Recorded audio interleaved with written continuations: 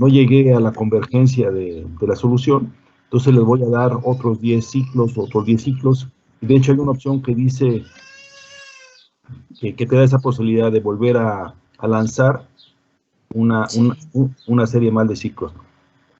Una vez que ya lo lograste, entonces, y te quieres salir y ver la otra visualización, el programa tiene un archivo que se llama .prf.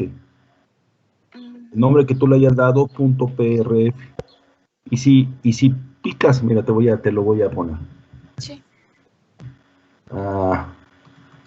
Voy a abrir este, que es el que voy a ver hoy con ustedes. Fíjate, que se llama PRF. Y si no me sale ese... El PRF sí siempre se genera solo. No Okay. tienes que hacer nada. Okay, Lo que puede pasar es que, dependiendo ustedes cómo configuraron su máquina, en algunas Windows, por default, no te pone a veces las terminaciones. O sea, solamente te pone el nombre del archivo. A mí no me gusta que haga eso, yo prefiero ver las terminaciones. Sí. Pero esa es una cuestión de que tú configures tu máquina, Windows 10 o no sé cuál tengas, para que te ponga explícitamente las extensiones. ¿Sí? Entonces, por ejemplo, si yo abro aquí el PRF, me va a salir, obviamente en otra pantalla, pero que ahorita te pongo aquí, me va a salir esto. Es decir, me vas a abrir la gráfica, y con en esta pantalla se pueden ya ver muchas cosas. Por ejemplo, en la parte de aquí abajo, en X, se ve el valor del ángulo 2θ. Conforme voy moviendo la flecha, se va moviendo este valor. ¿Te das cuenta? Sí. Ajá. Y puedo hacer, por ejemplo, zooms. Por ejemplo, con el ratón selecciono una zona y veo lo que está pasando, etc. ¿Ves? Sí. Entonces, esa es la forma. Ok. Gracias. Sí, ¿no? ¿De qué? ¿Alguna otra pregunta? No. Sí, ya estamos, a ver, ¿cuántos tenemos ahorita? 1, 2, 3, 4, 5, 6, 7. Tengo 7. Creo que deben de ser 10, pero bueno, en fin. Espero que los otros se conecten más tarde. Bueno, lo que quería ver el día de hoy con ustedes es que continuáramos usando el programa en un caso un poco más interesante, o sobre todo un poco más completo, y ver un aspecto también interesante que tiene este programa, que se llama FullProf, que es hacer no solamente un refinamiento de estructura tipo Rietveld, sino hacer un refinamiento de estructura, yo le llamo tipo Leveille. Leveille es un apellido, y que el programa no se conoce como refinamiento Leveille, pero es en realidad por mucha gente conocido de esa forma. Leveille es un hombre que todavía está vivo, está joven, y tiene algunos problemas con la persona que hizo el FullProf personal, entonces no le quisieron dar el crédito que merece, pero bueno, eso es lo de menos. Bien, ¿qué vamos a ver hoy? Justamente como un caso práctico un poquito más avanzado que vimos la vez pasada, vamos a ver el caso de el refinamiento de una estructura de un óxido, es un óxido de cerio, CeO2. Pero no es cualquier óxido de cerio. ¿Por qué no es cualquier óxido de cerio? Porque en realidad este es un estudio, el que vamos a ver ahora con ustedes, un estudio que fue propuesto por o fue publicado por el Journal of Applied Crystallography, es una de las revistas de más prestigio en el área de la cristalografía, y fue publicado como un round robin, un estudio hecho en base a una comparación en round robin de diferentes laboratorios. No sé si entienden ustedes esta palabra de round robin, ¿qué quiere decir en este contexto? No. ¿Alguien entiende el título de esta publicación? Dice textualmente que vamos a hacer un estudio del ensanchamiento de los picos para calcular el tamaño o la deformación sobre un óxido de cerio, que es óxido de cerio, a través de una muestra en round robin. ¿Qué quiere decir esto? Quiere decir que a veces uno se plantea la situación de que si la muestra que yo tengo, yo puedo medir y yo puedo sacarle la información en mi laboratorio. ¿Qué hubiera pasado si otro laboratorio, en otro lugar del mundo, con otras personas, hubieran tenido derecho a los mismos datos? Si hubieran sacado la misma información que yo o no, y hasta qué punto difieren, ¿sí?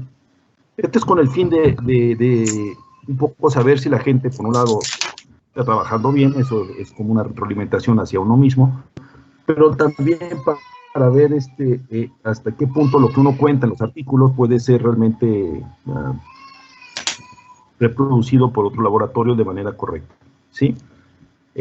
Actualmente es una moda que ya empieza a ser cada vez más utilizada. Cuando uno publica un artículo científico en una revista, la revista te dice que te incita a que lo hagas, en todo caso, todavía no es obligatorio, pero te ves muy mal si no lo haces, que pongas tus datos en línea. Es decir, que sí, pero tus datos brutos, no tus gráficas hechas y ya publicadas y bonitas, sino tus datos. ¿Esto quiere decir qué? Quiere decir que otra persona al otro extremo del planeta puede agarrar tus datos de manera bruta y hacerle otro tipo de análisis o comprobar que lo que tú hiciste realmente está bien. Entonces, esta es una cosa una práctica que se está haciendo cada vez más. Y bueno, este tipo de estudios del round robin tienen que ver con eso. Tiene que ver con, yo doy una muestra que está preparada de manera lo mejor posible, o sea, voy a conseguir un laboratorio que prepare el óxido de cerio, que es sencillo de preparar en principio, pero que lo prepare de una manera excelsa, extremadamente cuidadosa, y ese mismo polvo se lo voy a dar a varios laboratorios. Les voy a decir que ustedes están en una especie de competencia, vamos a decir, a ver quién es el mejor, y ustedes van a decirme de qué tamaño es el tamaño de partícula, el tamaño de cristalito de este polvo. Sin que nadie sepa quién, es decir, no tienen derecho a comunicarse, obviamente, y ellos cada laboratorio lo hace de la mejor manera posible, y después se comparan los resultados. Ajá. Bueno, entonces, esto fue lo que hicieron. Este estudio ustedes lo pueden encontrar entonces en esta referencia del Journal of Applied Crystallography, y ustedes pueden, en una página web que ahorita les voy a dar, pueden bajar los datos, es decir, pueden bajar los datos que sacaron ellos y volver a hacer. No lo mismo, porque la idea es que uno lo haga por sí mismo y vea respecto a estos laboratorios de élite en el mundo. Si uno saca el mismo resultado, un resultado muy parecido a lo que sacan estos laboratorios de élite, con los mismos datos, quiere decir que uno sabe hacer bien las cosas, y que si uno tiene los mismos datos, uno llega esencialmente a las mismas conclusiones. Por el contrario, si uno, tomando estos datos, uno llega a resultados muy diferentes a los que ellos obtienen, uno puede plantearse la pregunta si uno está trabajando correctamente. La respuesta es no, porque ellos lo hicieron bien. Vamos a decir que son confiables, y además fueron 5 diferentes que hicieron con aparatos diferentes que llegaron a la misma conclusión, más o menos. Entonces, uno debe de ser humilde, y si uno llega a lo mismo, la verdad es que uno está mal. muy probablemente. ¿Ok? Vamos a hacer como el chiste aquel que va en el sentido contrario en el periférico y oye el radio y dice que hay un loco en sentido contrario en el periférico. Él escucha la noticia y dice, no es un loco, son cientos, y él está tratando de evitar los coches, ¿verdad? Obviamente. Obviamente, no, en la ciencia, si uno es el único que sostiene algo, contra toda la opinión pública, todo el mundo, pues uno debe estar muy seguro de lo que está diciendo, porque lo más probable es que no esté en un... no necesariamente, hay genios que revolucionan la ciencia y son los únicos que tienen razón contra una masa de gente que dice una tontería, un dogma. Pero eso se veía más en el pasado que en el presente. Ahora la comunidad es mucho más grande y si realmente nadie está de acuerdo con algo, pues probablemente porque no sea cierto. Entonces, o en todo caso hay que tener cuidado en ser el único que sostiene una cosa. Bueno, este estudio que vamos a ver ahorita, estos son los laboratorios que se prestaron a hacer vamos a decir, la competencia, ¿no? Entonces, este es un laboratorio de rayos X. Este lo hizo con ¿se alcanza a ver? Donde tengo el cursor. Esto lo hizo en un laboratorio en Le Mans. De hecho, es el autor del artículo, es el que trabaja aquí. La ventaja de que lo hizo Le Mans es que usó los mismos polvos, el mismo material de entrada, pero lo trabajó en un laboratorio comercial como el nuestro, como el que tenemos en la UNAM. Entonces, nosotros en principio tendríamos que compararnos con lo que saca él. Hay otros laboratorios, por ejemplo, este es un sincrotrón. Estos son mucho más precisos, bueno, entonces sería injusto compararse con el laboratorio de sincrotrón. Y estos son laboratorios que usan difracción de neutrones, estos tres últimos. Nosotros en este estudio que yo les propongo que hagamos, vamos a tomar la data de estas personas, la data de óxido de cerio, y con esos mismos datos vamos a trabajar. Y al final nos vamos a comparar a ver si llegamos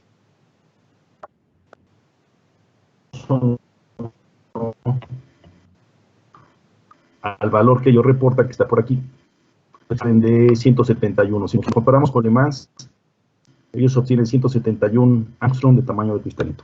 Si obtenemos, después de ensayos, obtenemos algo cercano a 171, sabemos trabajar, vamos a decirlo así. Y si no, pues quiere decir que tenemos mucho que aprender todavía. ¿Vale? Muy bien. Sí.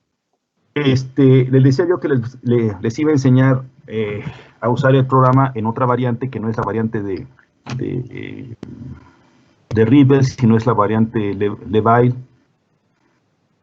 Y voy a explicar qué es y por qué usé Levile y no Ribble. ¿Puedes repetir lo de los valores?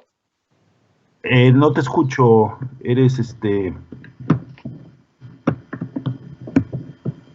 ¿Eres Margarita? ¿Quién me hace la pregunta?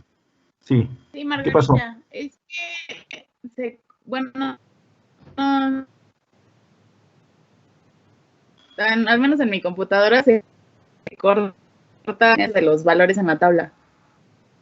¿No se ven los valores de la tabla? Te los voy a poner.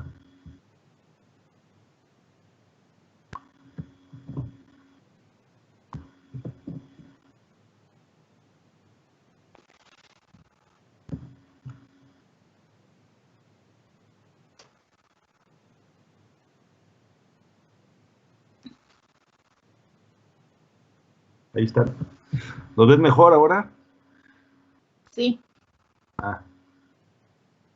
Entonces vamos a hacer nuestro ensayo con los mismos valores y vamos a tratar de pegarle más o menos a esto.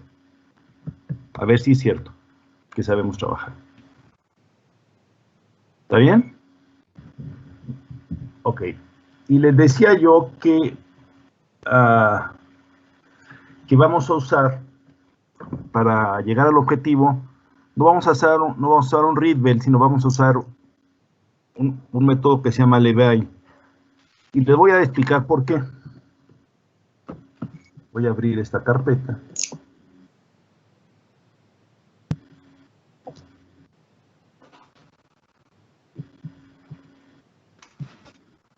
Y voy a abrir el archivo PCR.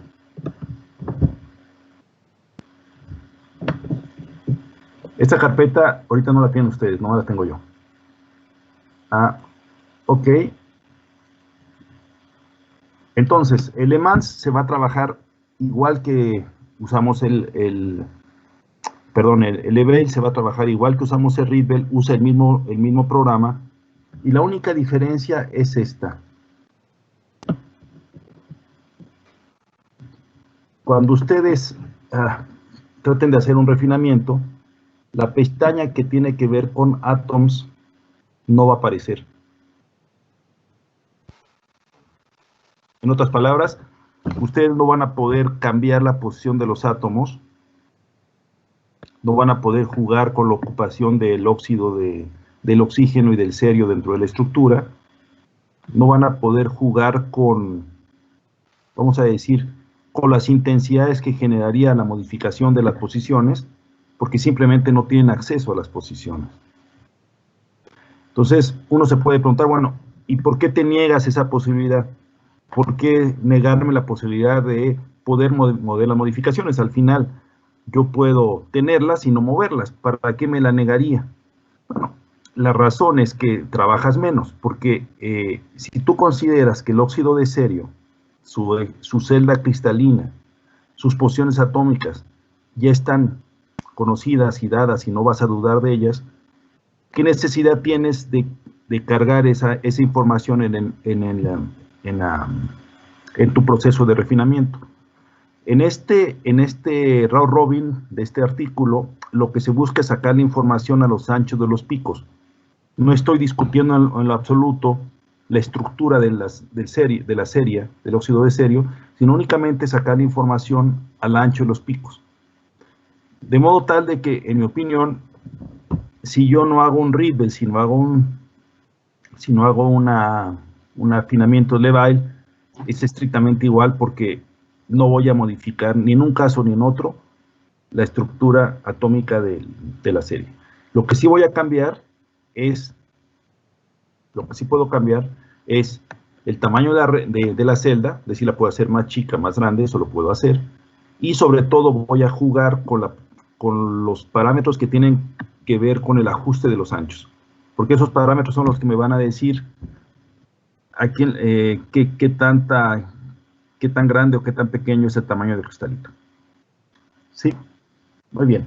Entonces, a priori, la única diferencia entonces es que no tengo la capacidad de ver los átomos, por la simple razón que cuando le puse aquí en pattern, perdón, no es en pattern, es en, creo que es en general, no, ahorita veo. Es aquí.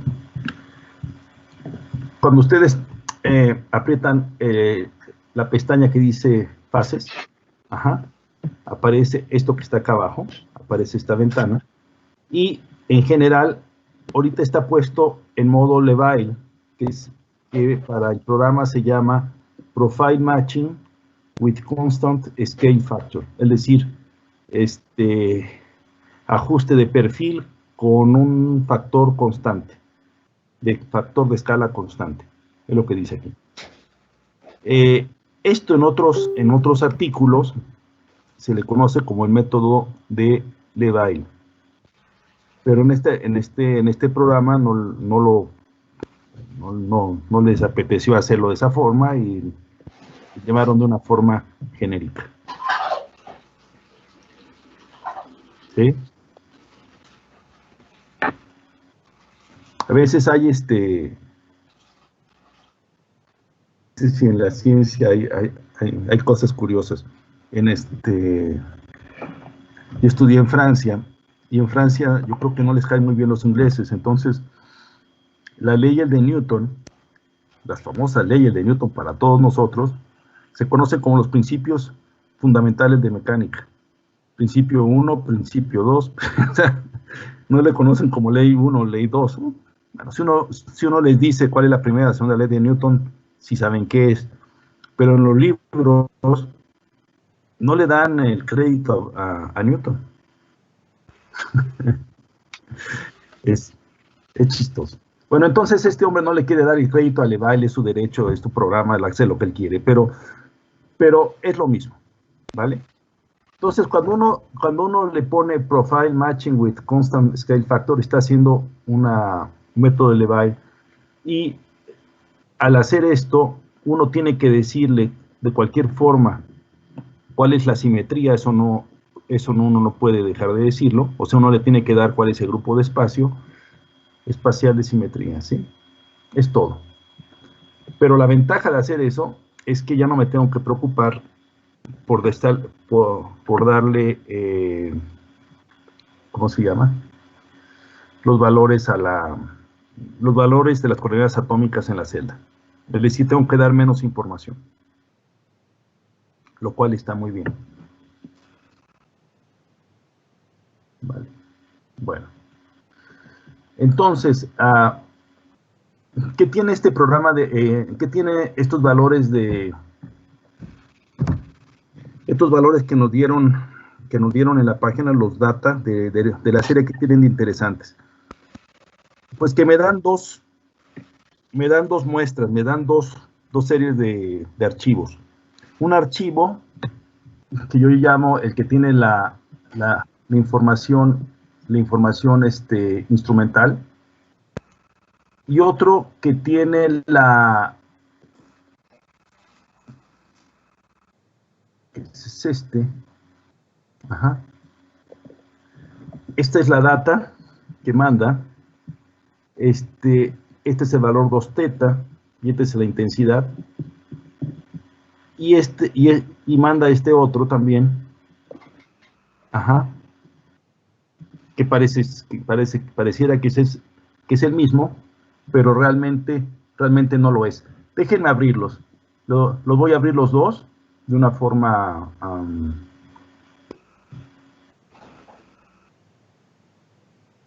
totalmente transparente para ustedes. Lo voy a abrir.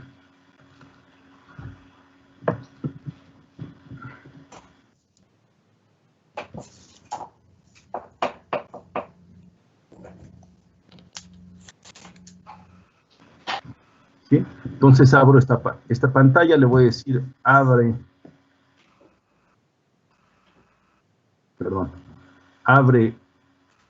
un archivo.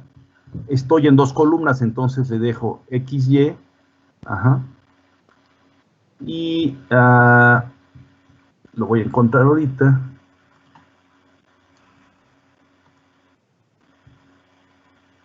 Uno se llama Broad.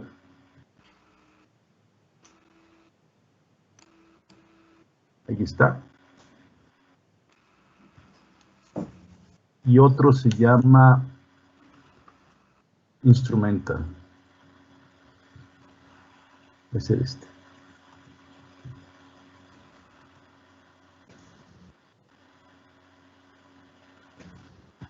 Están encimados los dos. Voy a hacer un pequeño zoom para que ustedes vean la diferencia. Vamos a hacer un zoom aquí.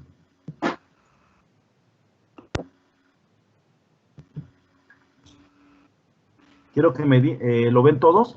Lo puedo ver más grande si quieren. ¿Ah? Los dos son picos de cerio, de óxido de cerio.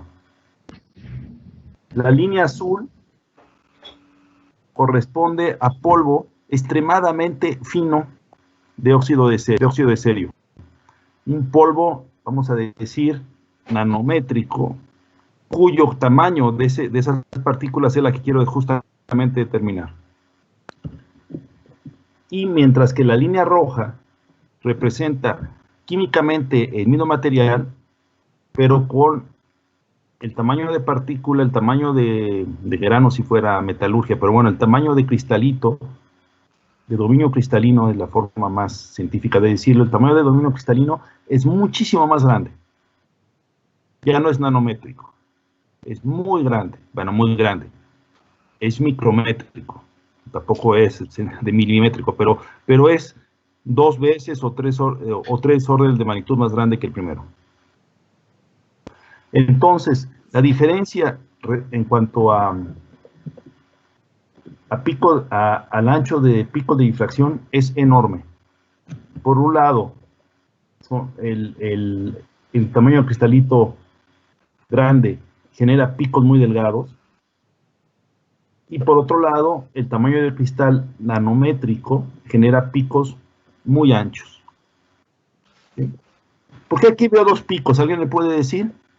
Y aquí no.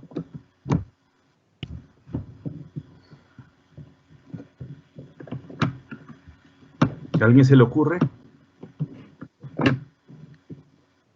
Margarita, ¿se te ocurre? ¿Por qué?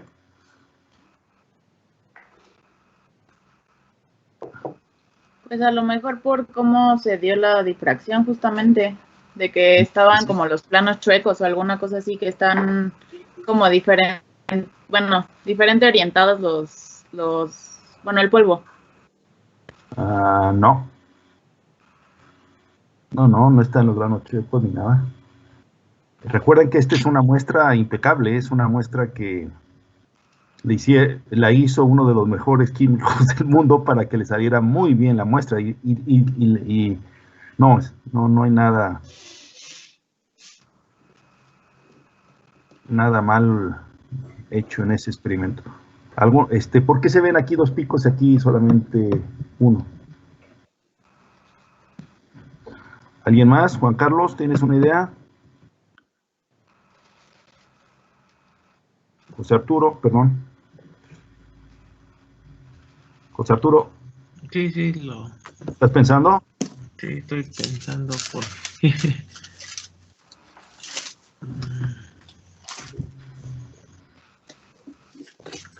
Acuérdense de Calfa 1, Calfa 2.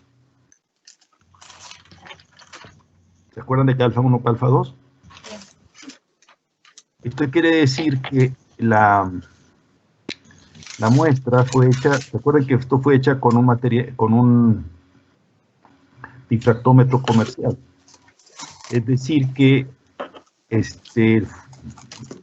no fue un sincrotrón, no tenía monocromador, o sea, estoy viendo Calfa 1, Calfa 2 al mismo tiempo. Entonces, cuando el pico es muy delgado, Calfa 1 y Calfa 2, recuerden que Calfa 2 es como la mitad en intensidad de Calfa 1, y más o menos aquí se ve, este pico tiene como la mitad de altura de este. ¿Sí lo ven? Sí. Entonces, ¿qué pasa con la línea azul? ¿Dónde está Calfa 1 y Calfa 2?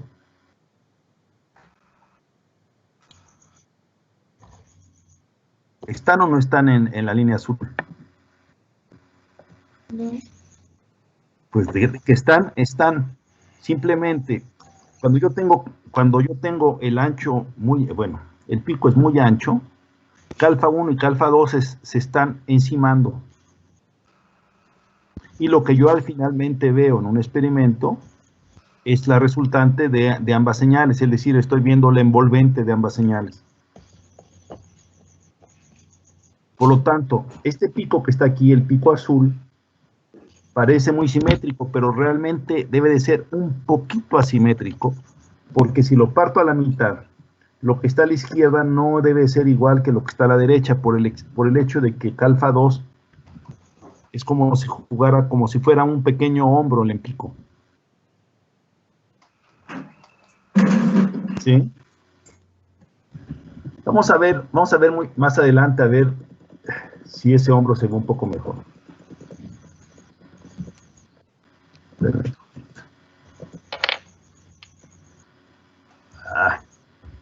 Muy bien, escala. Muy bien, voy a ver estos últimos que están acá. ¿Ven? Es también la situación, simplemente estoy viendo unos picos que están más a la derecha, y aquí incluso en la línea azul, calfa 1, calfa 2, ya se alcanzan a percibir como picos un poquito separados. ¿Es correcto? Fíjense el perfil que tiene la... déjame cambiarla.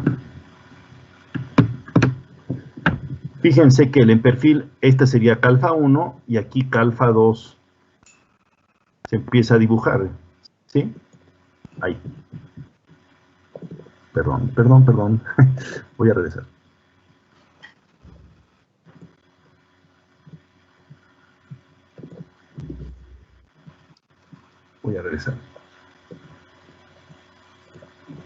¿Sí? Calfa 1 y calfa 2. Estoy viendo la línea azul, no la roja. ¿Sí? Bueno, entonces, otra pregunta. ¿Por qué la separación de calfa 1, calfa 2 abajo ángulo es tan pequeña que prácticamente el pico no se ve desdoblado? Estoy hablando de la línea azul. ¿Y por qué a picos altos, calfa 1, calfa 2, la separación de calfa 1, calfa 2 es suficientemente grande para que el pico ya se vea desdoblado, separado? ¿Por qué? ¿Cómo puedo explicar eso?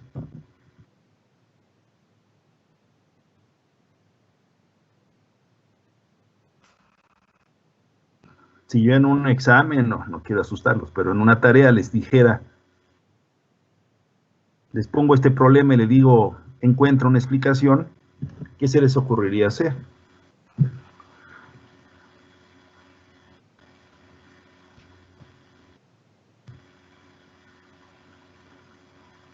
Erika, ¿tienes alguna idea? Pues tiene que ver con el tamaño, pero exactamente por qué. No tiene que ver con el tamaño. El hecho de que aquí los picos estén más separados que cuando estaba tomando el pico que estaba en 44 por ahí, o cuando estaba abajo ángulo, en la línea azul no se veía prácticamente un solo pico. Y cuando estoy en ángulos 2θ grandes, y fijándome en la línea azul, aquí sí veo que hay dos picos. Entonces la pregunta es ¿por qué? ¿Y cómo podrían demostrarlo? ¿Qué es lo que determina la posición de los picos? ¿Qué ley determina la posición de los picos? No hablo de la intensidad, eso es lo de menos. La posición. Ley de Bragg. Entonces, lo que estamos diciendo es que la separación entre picos, dada 2 lambdas, porque calfa 1, calfa 2 es como si yo tuviera 2 lambdas.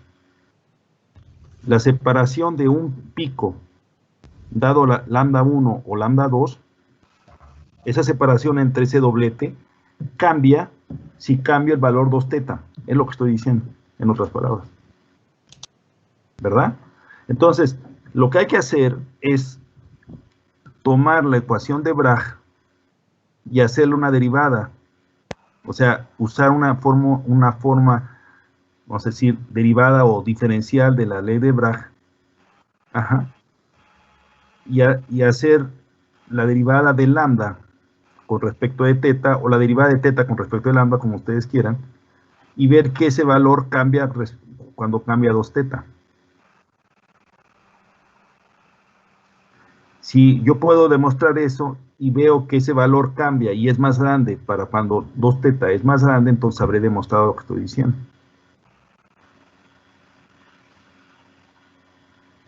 Entonces, para que sea interesante y lo reflexionen con calma y en su casa, bueno, como no pueden salir de su casa, no tiene otro remedio, perdón.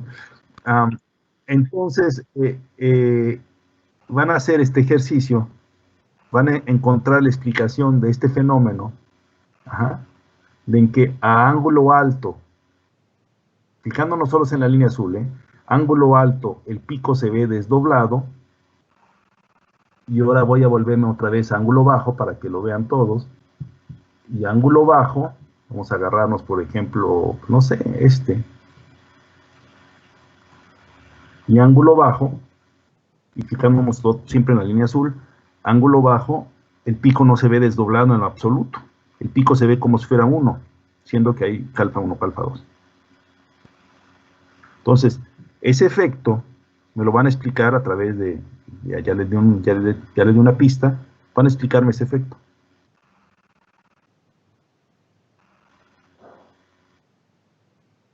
¿Sí?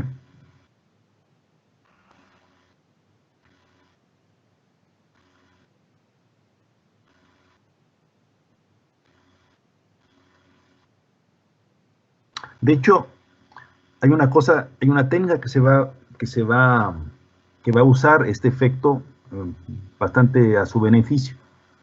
Es lo mismo cambiar, en caso práctico, no es que nosotros estemos cambiando a usar una delta, una diferencial de lambda, porque lambda en realidad es una constante, pero sí estoy teniendo un doblete que viene de calfa 1 y calfa 2. También yo podría pensar en el problema siguiente, podría pensar qué pasaría si una distancia interplanar de 0, yo genero, en esa distancia interplanar, genero una pequeña distorsión. Voy a hacer que esa distancia se haga un poco más chiquita o que se haga un poquito más grande. ¿Sí? Vamos a pensar.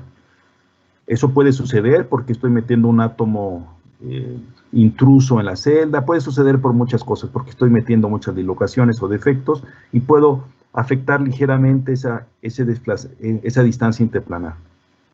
Entonces la pregunta que yo me hago es, para ver los efectos de esa distorsión, ¿es mejor ver ángulo pequeño o ángulo grande? ¿Cuál intuyen ustedes que es la respuesta? Para ver pequeñas distorsiones.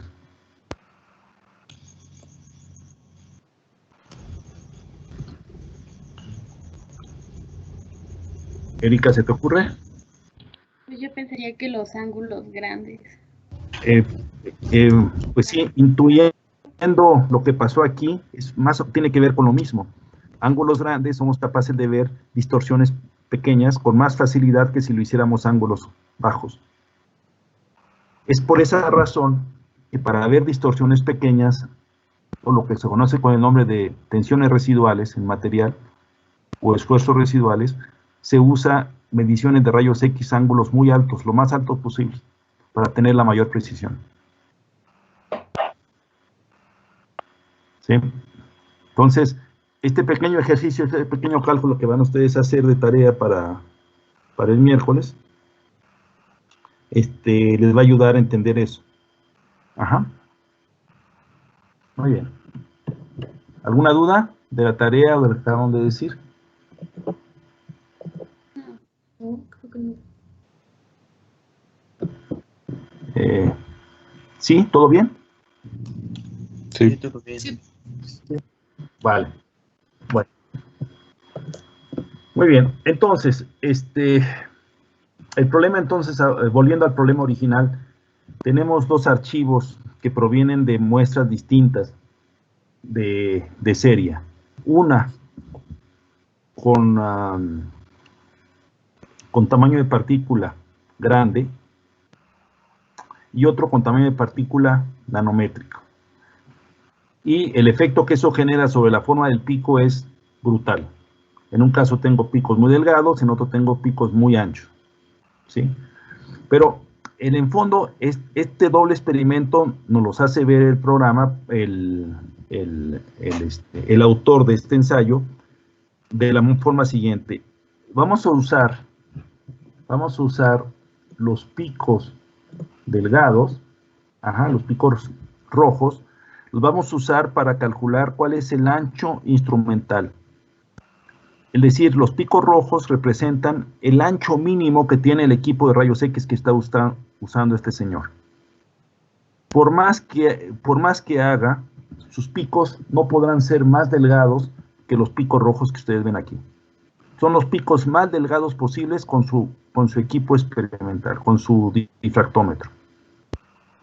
Los anchos nunca pueden ser delta de Dirac, o sea, los picos no pueden ser delta de Dirac por la razón que explicaba la vez pasada, ¿se acuerdan? ¿Por qué hay divergencia? Que las nunca paralela y porque los cristales no están todos perfectamente a esa orientación tipo mosaico en los cristales.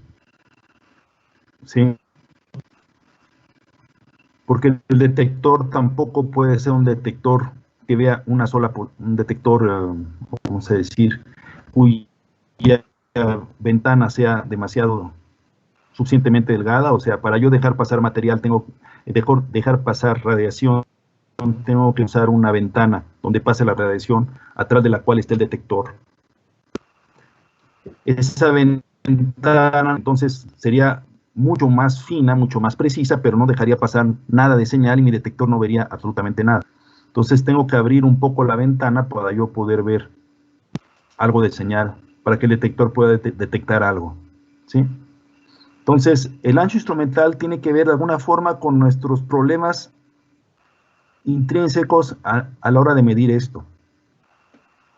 Por un lado, el haz que llega al material no llega paralelo, y por otro lado, el haz que llega al detector tampoco llega en paralelo, y además tengo que abrir la ventana de detección para que mi detector sea capaz de medir algo, porque mi detector no es infinitamente sensible. Entonces tengo que dejarlo, tengo que abrir la ventana. ¿Sí se entiende este concepto de ventana? Estoy traduciendo del inglés window porque es lo que se usa en el argot de la difracción. Es la ventana o el espacio por el cual pasa la radiación. Estoy empleando el mismo término que en inglés, de ventana por window, pero digamos que realmente es el espacio por el cual pasa la radiación antes de llegar al detector. Ese espacio, pues, es un espacio pequeño, pero no infinitamente pequeño, porque si no el detector no vería nada. ¿Sí está claro? Sí. ¿Sí? Entonces, en este experimento, lo que me están diciendo es, te voy a dar dos grupos de datos. Un dato corresponde al mínimo ancho posible que puede dar el detector, que sería la línea roja, y el otro, el ancho que me da mi polvo nanométrico, y el objetivo es encontrar de qué tamaño son el cristalito de este polvo nanométrico. ¿Sí? Déjenme explicar un poquito qué quiere decir esto de cristalito. O voy a hablar, si ustedes quieren, de manera indistinta, voy a decir cristalito, pero también voy a decir la palabra dominio cristalino, y creo que es mejor utilizada en este concepto.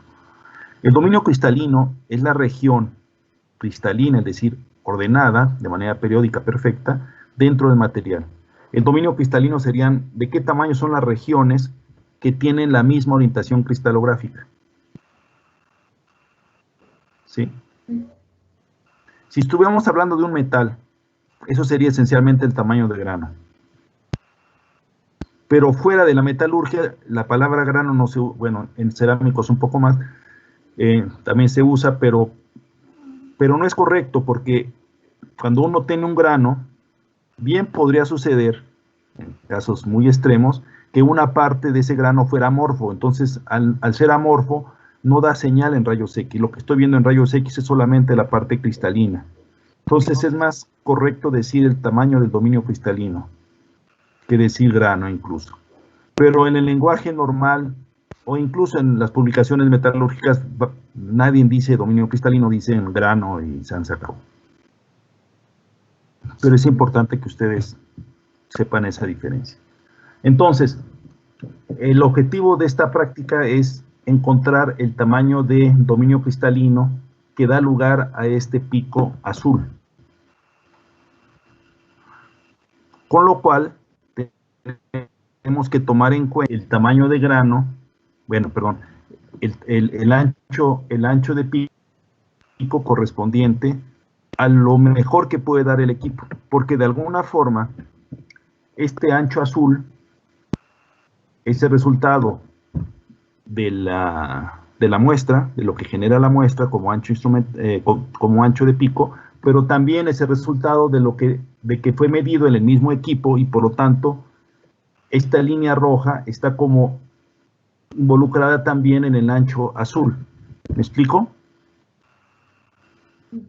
El pico azul tiene dos contribuciones, una contribución debido a la muestra en sí y una contribución debida al instrumento. Ambas contribuciones juntas dan el pico azul. Entonces, tenemos que sustraer, y no se trata de hacer una resta, pero tenemos que quitar la contribución roja para que nos quedemos solamente con la contribución que tiene que ver con la muestra y no con el ancho, y no con el equipo. ¿De acuerdo? Eso matemáticamente se llama hacer una deconvolución de un pico. Quitarle la señal roja que está presente sin duda en el pico azul. ¿Sí lo ven claro todos? Ese es el problema, ¿no? Quiero que se entienda cuál es el problema de entrada para que se entienda después todo lo que viene, porque si no sabemos por qué estamos haciendo esto, nos vamos a perder. ¿Se está entendiendo el problema que queremos resolver? Sí. Sí. Sí, de verdad. Muy bien. Lo que va a hacer el programa entonces es hacer una deconvolución de picos. Le va a restar, pero no es una resta como aritmética, obviamente. Es una deconvolución matemática. Va a quitar el efecto del ancho instrumental, se lo va a quitar a la señal y únicamente va a interpretar lo que quede de ella, que va a ser obviamente lo que tiene que ver en este caso con el tamaño del dominio cristalino. ¿Sí? Muy bien. ¿Ustedes saben hacer deconvoluciones? ¿Lo han hecho en su vida anterior, en su vida estudiantil? No. No. ¿No? ¿Nadie? Generalmente lo ven, si lo ven en algún momento cuando están llevando cálculo diferencial y están viendo integrales, y entonces están viendo, pueden ver un poco producto de convolución en ese momento cuando están viendo integrales, o de repente la gente que es más ingeniero lo ve en tratamiento de señal, porque la señal suelen ser pulsos o pueden ser señales así de este estilo. Entonces los pulsos se les pueden traslapar, entonces ¿qué tienen que hacer? De convolución o convolución de señal. La convolución sería como hacer la suma y la deconvolución sería como hacer una diferencia. Bueno, nosotros no vamos a hacer realmente el cálculo manual, porque lo va a hacer el programa, pero les voy a enseñar cómo se hace, ¿verdad? Sí. Entonces,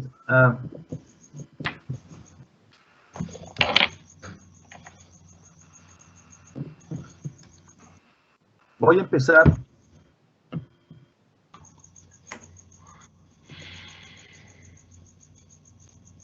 calculando qué pasaría si no considero el ancho instrumental. Voy a imaginar que no lo considero y luego lo voy a considerar para ver la diferencia, ¿vale? ¿Qué haría en un caso? ¿Qué haría en otro? Bueno, lo primero que tengo que hacer es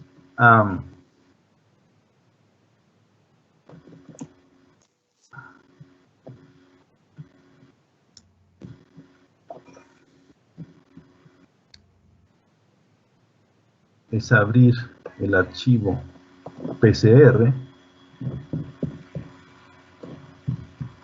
que ya lo conocemos bien. Ajá.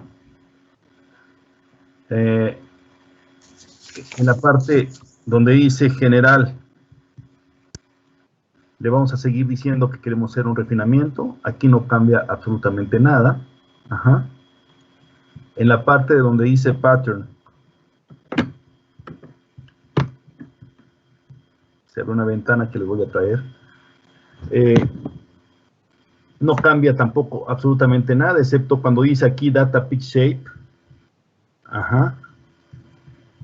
Yo le puse aquí que mi muestra se llama samplelemans.dat, porque bueno, se me ocurrió llamarle así, pero bueno, es el archivo Es el archivo de entrada que estoy viendo.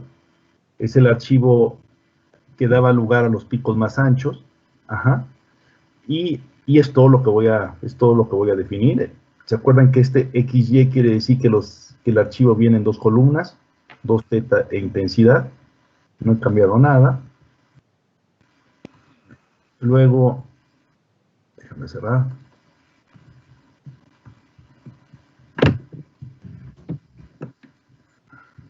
Luego, cuando abrí fases, pues pongo que tengo la fase CO2.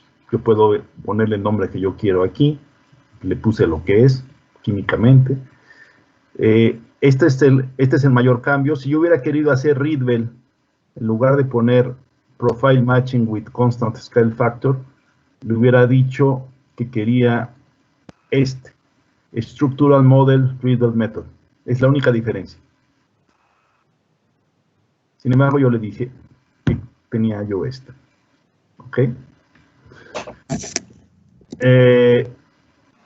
También la parte de simetría le tuve que dar el grupo de espacio, que en este caso es el grupo 225.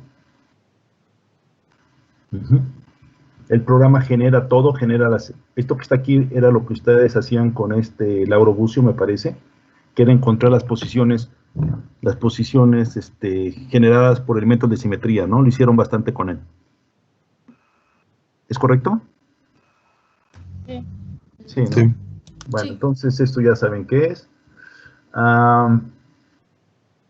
Es todo lo que cambié. Y, espérame tantito, perdón.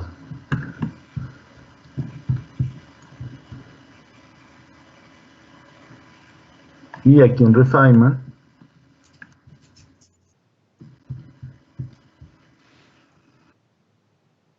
voy a abrir Profile.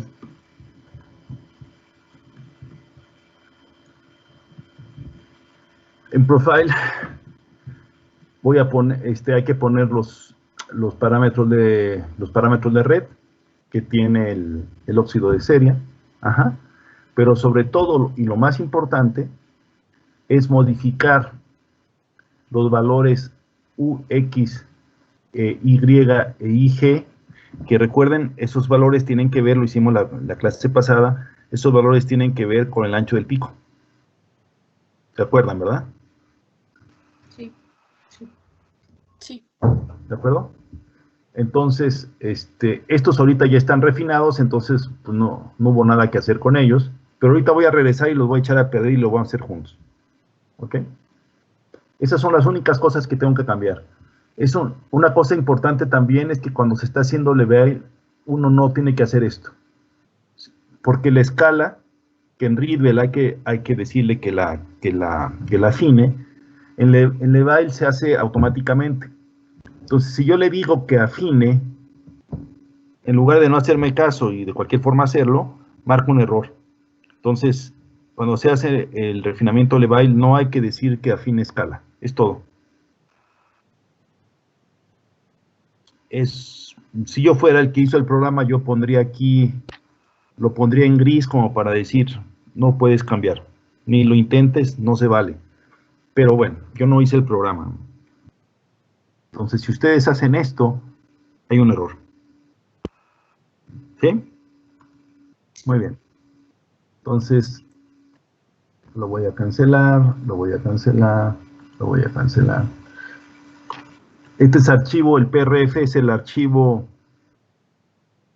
de salida, el archivo final. Como el programa ya está terminado, el afinamiento está terminado, pues el grado de ajuste del patrón experimental con respecto al teórico es excelente. Si ustedes se dan cuenta, por ejemplo, me fijo en estos 3 picos que están acá, vean la diferencia que hay entre el cálculo y el experimento. Prácticamente son indistinguibles. La línea roja es el experimento, la línea negra es el cálculo. Y está tan cercano que pareciera que la línea negra no es un cálculo, sino pareciera que es un fitting, es un, no sé, estoy pasando una línea negra a propósito por el mejor lugar que donde pasen los rojos, y no es el caso. Este es un ajuste de refinamiento. Simplemente está bastante bien hecho. ¿Sí? Entonces, lo que quiero hacer ahora con ustedes es echarlo a perder. Pero bueno, voy a hacer un nuevo repertorio. Voy a decir para borrar. Voy a poner así, que si no me lleno de basura. Lo voy a salvar y lo voy a hacer con ustedes.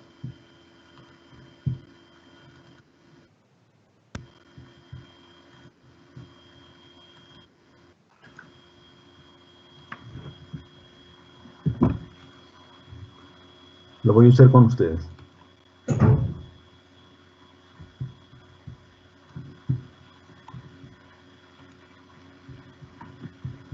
Lo único que hay que cambiar aquí es que donde decía Profile, estos son los valores buenos, pero se los voy a cambiar.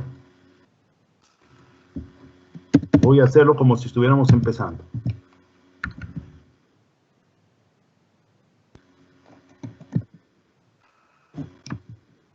¿Me van siguiendo todos? Sí. Sí. Sí.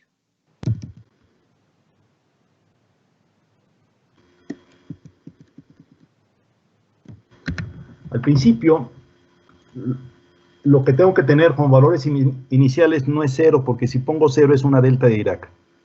Entonces hay que poner algo pequeño, pero seguramente demasiado pequeño para lo que es, pero tampoco 0. ¿Okay? Entonces pongo valores pequeños.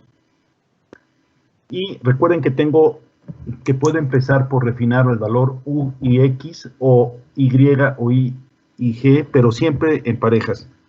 Porque eso equivalía, si ustedes se acuerdan en la clase anterior, eso equivalía a refinar los términos en coseno, por un lado, o los términos en tangente, por otro lado, y la diferencia era que en U y X refinaba, por ejemplo, los cosenos en forma lineal o forma cuadrática, y el otro refinaba las tangentes en forma lineal o forma cuadrática. Pues lo que había que hacer para la estabilidad del programa era decirle primero los cosenos, o sea, primero todo lo que tiene que ver con la función coseno, y luego todo lo que tiene que ver con la función tangente, y no revolverla. Si yo la revuelvo y le doy los cuatro, sería tentador decirle, refina los 4, le doy run, y veo qué pasa. Les aseguro que lo que va a pasar es que el programa revienta. Revienta no quiere decir solamente no corre. Quiere decir que todos los datos que ya metí en el programa, no las posiciones atómicas, porque aquí no las puse, pero por ejemplo los parámetros de red, los valores del fondo, etcétera, todo eso se va a cero, si inicialices como si fuera reset of factory, ¿no? En un teléfono celular. Borro todos los contactos, borro todo, es decir, echa todo a perder. Entonces, si yo me arriesgo a tener eso sin tener un backup de mi formación, tengo que volver a empezar desde cero. Y créeme que eso da mucho coraje. No creo que solo a mí. ¿Está claro? Entonces, por favor, no hagan esto que no funciona, solamente por parejas. ¿De acuerdo? En algunos programas, uno puede hacer por ejemplo, las 4 parámetros a la vez. Y uno dice, qué maravilla, el programa lo hace solo y no revienta. Pero lo que pasa es que el programa internamente no lo hace, aunque uno le ponga las 4 a la vez, el programa hace primero 2 y luego los otros 2. Y no lo dice. Simplemente nos hace creer que está tomando todo como quisimos y no lo hizo. Pero bueno, es un programa que está hecho, en ese caso, más a prueba de errores, ¿no? Puede decir. Bueno, entonces, vamos a afinar estos dos. Los parámetros de... Si quieren los puedo echar a perder también. No, vamos a echar así nada.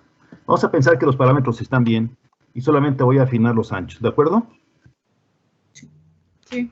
Entonces, vamos a darle OK, vamos a salvar y vamos a decirle correr. ¿Se acuerdan aquí donde dice Run Full Pro Program? Es donde hay que correr.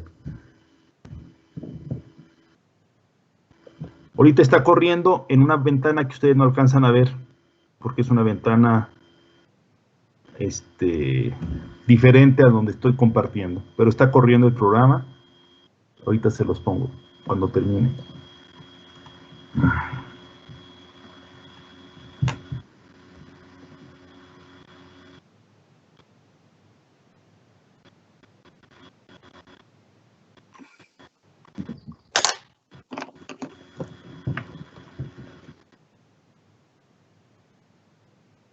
Okay.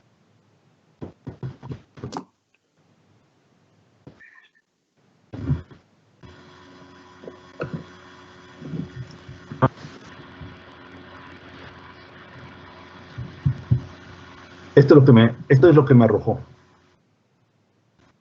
¿Lo ven todos? Sí. Sí. Sí, sí. Vamos a ver de cerca qué está pasando, ¿sí? Pues lo que están viendo aquí no se discute, es decir, tenemos una no pésima, pero sí mala aproximación de lo que está pasando. Hay dos picos, ciertamente, pero no están pasando, la línea negra no está para nada pasando por la línea roja. Es decir, el experimento todavía no se acerca suficiente, el cálculo no se acerca suficientemente al experimento, ¿sí? En este caso de aquí, por ejemplo, también podemos ver que el ancho claramente está pasando por abajo, es decir, está subestimando el ancho. La línea negra, al ser el cálculo, no está tomando en cuenta nada esto. ¿Sí? Conclusión, tengo que seguir adelante. Tengo que seguir adelante. Voy para acá otra vez.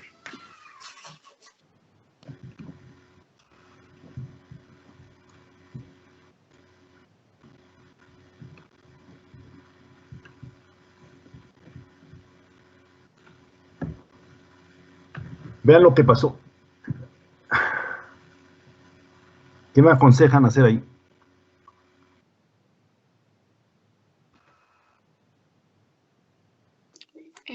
No variar U.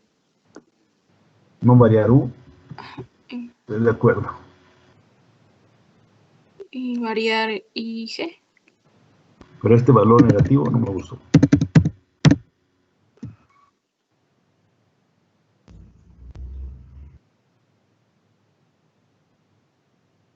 ¿Así? Sí. Sí.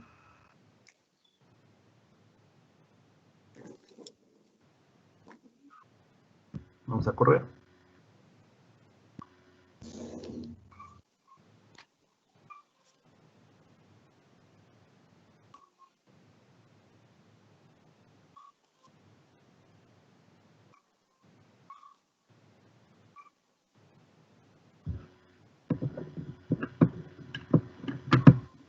Corriendo. Me salió esto. Terminó sin sacar valores negativos probablemente.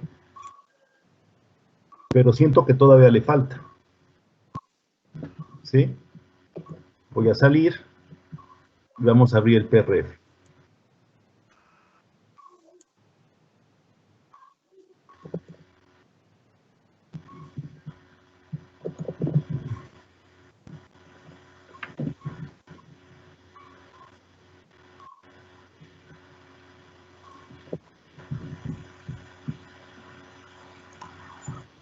¿Ok? Entonces, por ejemplo, que estaba pésimo, lo vimos hace rato, ya se acercó mucho mejor, ¿cierto? Sí. Sí.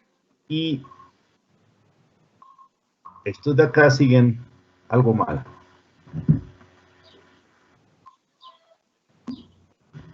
Ajá. Estamos con los, vamos a decir, con datos extremadamente bien hechos.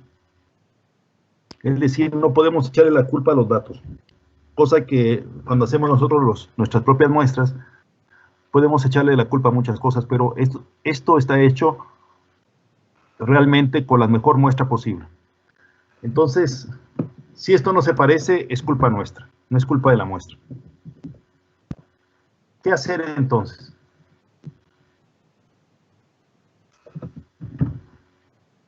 ¿Qué piensan que falló?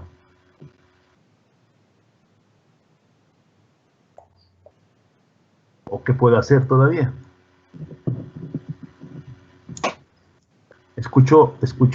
¿Los escucho? Variamos los parámetros de red. Fíjate, si tú varías no sé si te das cuenta, pero no quise variar los parámetros de red al principio porque dije están bien. Sí. ¿Qué pasa? Y te dices cuenta en tu primer pico, pegaba perfecto. Si yo varío los parámetros de red, ¿qué va a pasar? Ya no te va a pegar perfecto esos picos. Ok, está bien. Cuando tú varías el parámetro de red es porque ves que los máximos no coinciden. Pero si tus máximos coinciden es culpa del parámetro de red. Ya estaba bien calculado. Ok, gracias. Entonces hay que seguirlo moviendo de manera interactiva. Y lo que voy a hacer es que voy a iniciar otra vez en cero prácticamente estos dos y solamente voy a mover el Y y el I.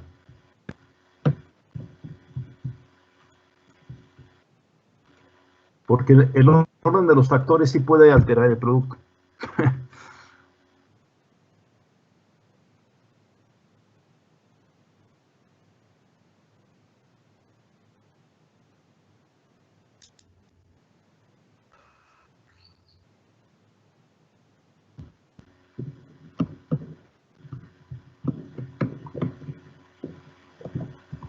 En esta ocasión, este es el resultado que tengo hasta ahorita. Voy a volverlo a correr.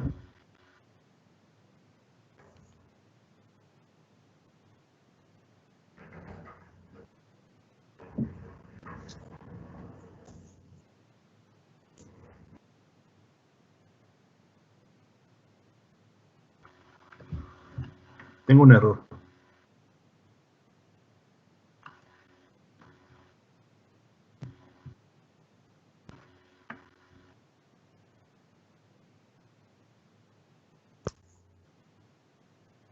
Okay.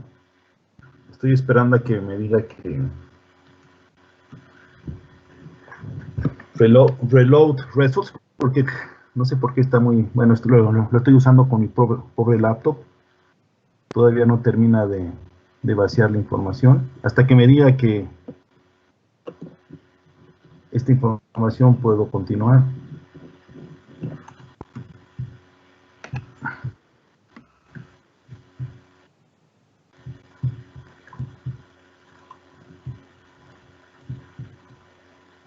Lo que me di cuenta es que este valor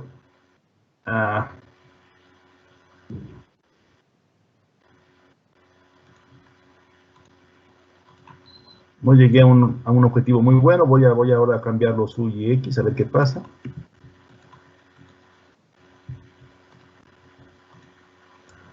Seguimos.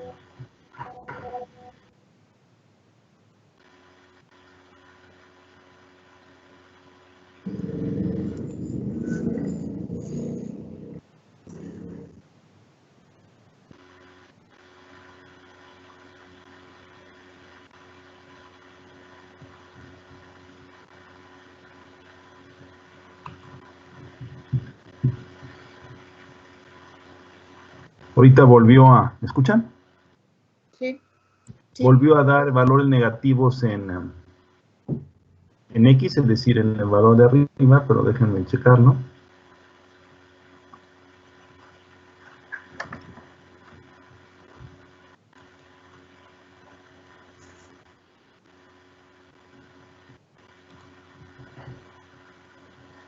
PCR.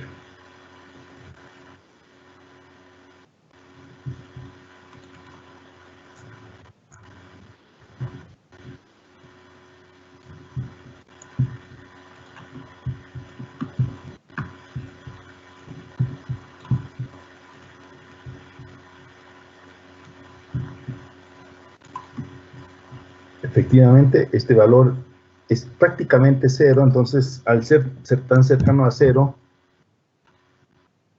se asusta y se va. ¿Sí?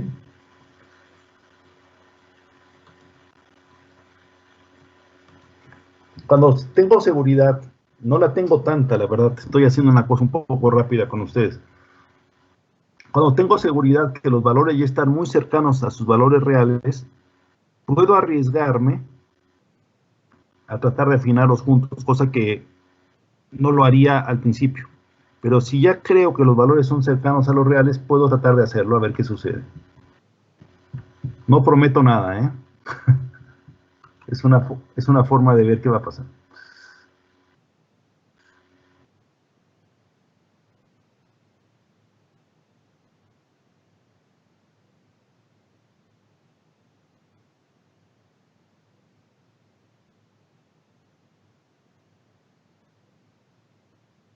Muy bien.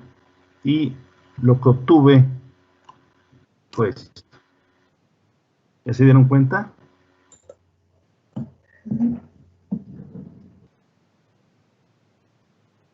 Prácticamente la horizontal perfecta. Es decir que, déjenme que esperen.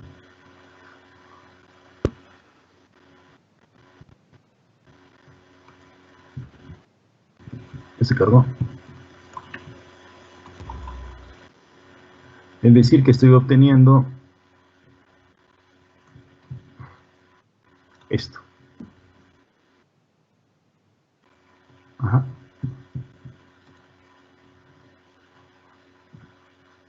Este resultado es excelente.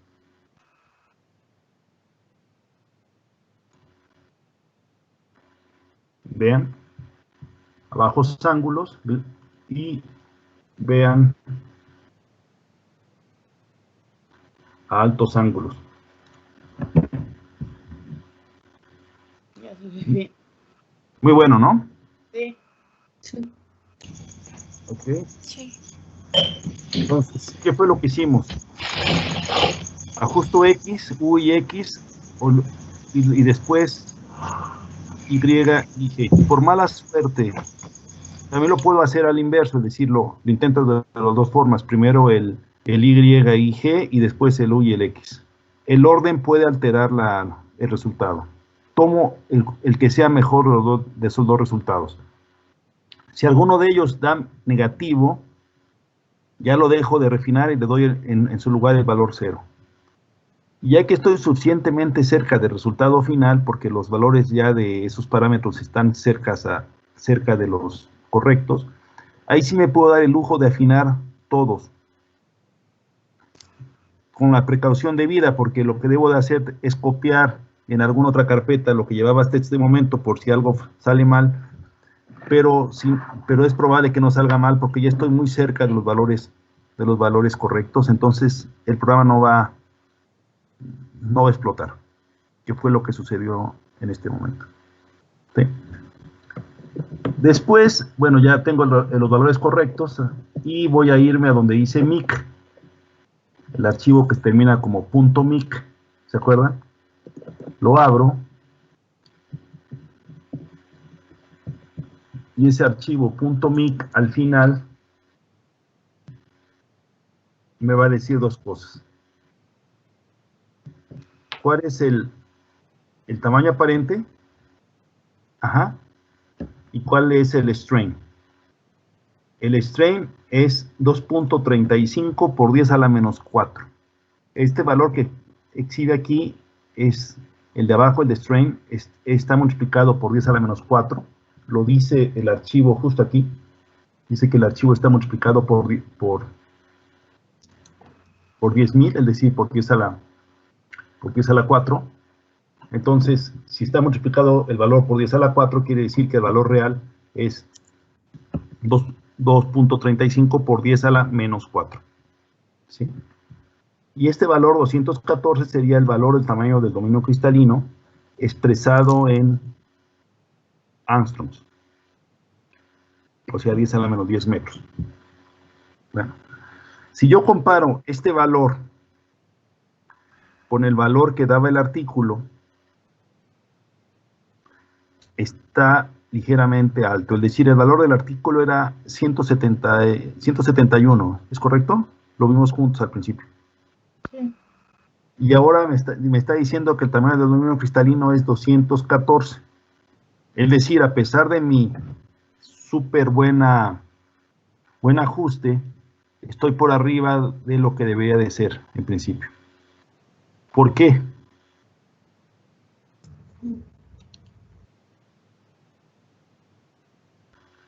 ¿Por qué, jóvenes? ¿Por qué, Erika? ¿Por qué estoy por arriba? No se me ocurre nada.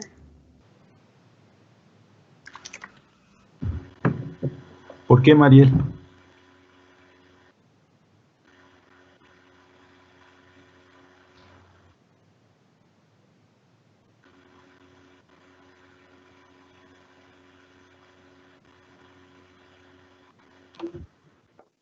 ¿Será porque pusimos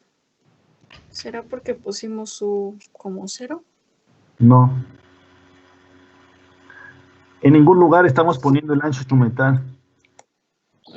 Pues sí. Sí, Es decir, que es como si le hubiéramos dicho que todo el ancho que está ahí es debido a la muestra. Es debido al efecto que tiene el tamaño de dominio cristalino sobre el ancho.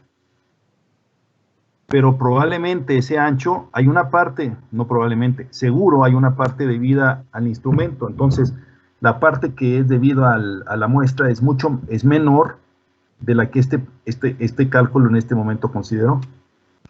Por lo tanto, si no tomamos el ancho instrumental, estamos sobreestimando el valor. Exactamente fue lo que ocurrió. Sobreestimamos el valor. ¿Sí? Sí. Ok. Entonces, ¿qué es lo que procede a hacer? Bueno, vamos a hacer lo mismo, pero esta vez considerando el ancho. Y después vemos qué sucede. El ancho instrumental es este archivo que se llama IRF, le pueden poner como sea. Lo importante es que se llame IRF. Y el programa IRF lo que tiene son, abrí el programa IRF, lo que tiene, aquí dice lo que tiene, trae valores en 2 teta, aquí en la primera columna, y la segunda columna, aquí dice que es el ancho gaussiano a media altura, y esto que está acá, es el ancho lorentziano a media altura. Ajá. Y ahorita está dado como si fuesen 0, es decir, está dado como que el ancho instrumental fuera perfecto, o bueno, fuera un instrumento que obviamente no está fabricado por el hombre, no existe, es un objeto ideal. ¿Sí? Entonces, ¿qué es lo que tenemos que hacer? Y lo vamos a hacer después de la pausa. Les voy a dar una pausa de 10 minutos. Pero lo que tenemos que hacer es tomar los picos que eran muy delgaditos, que eran los que tenían el instrumental más pequeño posible, hacer un levay de esos picos, de ese espectro muy delgadito, y al final tomar como valores de ese levay que vamos a tomar los valores de salida de ese ancho instrumental como los valores de entrada aquí. Es decir, le podemos decir al programa, vamos a trabajar con un instrumento perfecto, y tú me vas a decir cuál es el HG y el HL, porque ese instrumento perfecto va a servir para calcular el ancho instrumental. Pero lo tengo que hacer sobre la muestra que tiene los picos más delgados. Y les explico por qué. No sé si se acuerdan que el archivo de salida, el punto out, ¿se acuerdan? Al final,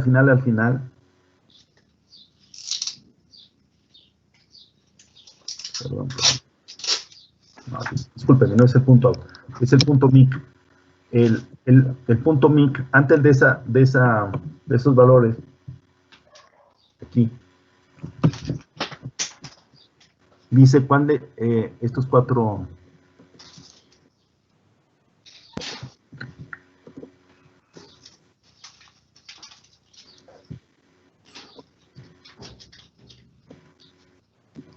Esta columna que está aquí, que estoy poniendo en azul, ahí dice HGO. Es decir, dice cuál es el ancho el ancho a media altura de tipo gaussiano de la muestra. ¿Sí? Sí. Y este HGI sería el ancho a media altura del instrumento, que está diciendo que es 0. ¿De acuerdo? Sí. Y aquí dice el lorentziano lo mismo. Este es el observado y este es el instrumento. Ajá. Lo que yo les voy a proponer que hagamos es que hagamos el mismo experimento de Leville, pero con los polvos que daban el ancho más delgado. Lo hagamos hasta el final y vamos a obtener estos valores. Pero en caso que estoy diciendo, estos valores que están aquí, es como si estuviéramos obteniendo los valores del instrumento, puesto que le estaría dando como entrada los picos más delgados que yo tengo. Es decir, voy a usar la salida del programa para generar mi propio H instrumental. No sé si quedó claro lo que voy a hacer. Sí. Sí. ¿Sí? Sí. A ver, ¿me lo podrías explicar con tus palabras, alguno de ustedes? Bueno, como en el ejercicio anterior quedó sobreestimado, quiere decir que no está haciendo bien la deconvolución. Sí. Y vamos a calcular utilizando los picos más pequeños esos valores para alimentárselos al programa y que haga un mejor ajuste. Sí, pero ¿por qué vamos a sacar? El programa saca un archivo MIC. Ese archivo MIC está haciendo la deconvolución de los picos, ¿no es cierto? Uh-huh. Vamos a usar ese archivo MIC de deconvolución de los picos para aplicárselo a los datos que tengan los picos más delgados. Uh-huh.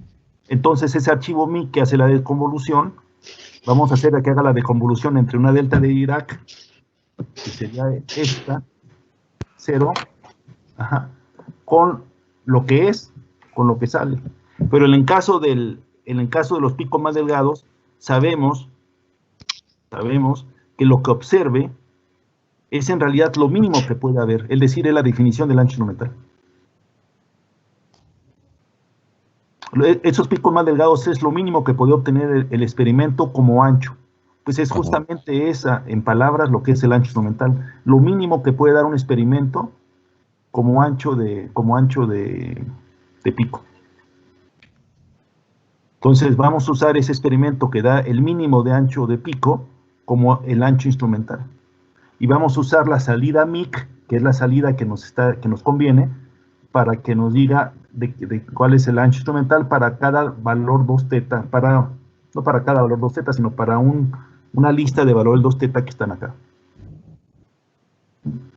Y una vez que tengamos esos archivos de entrada, esos archivos HG y HL, vamos a meterlos en el archivo IRF, que es el ancho instrumental, y vamos a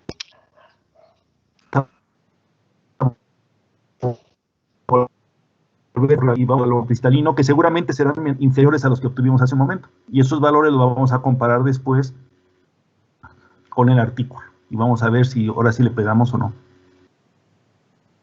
¿Vale? Muy bien, entonces vamos a descansar en unos 10 minutos, son las 10:27 y seguimos adelante, ¿va? Descansemos un poquito. Sí, doctor. Gracias.